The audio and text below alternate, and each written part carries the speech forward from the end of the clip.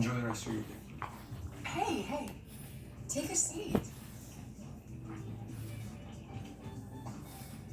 Sure, that's a good idea. We work for rival companies. Well, there's nothing wrong with two competitors sharing a friendly drink. As long as you promise not to pump me for confidential info. Same applies to you. Deal. Scotch, neat, please. Wasn't Ashley's big dinner tonight? Was? Oh, it ended early.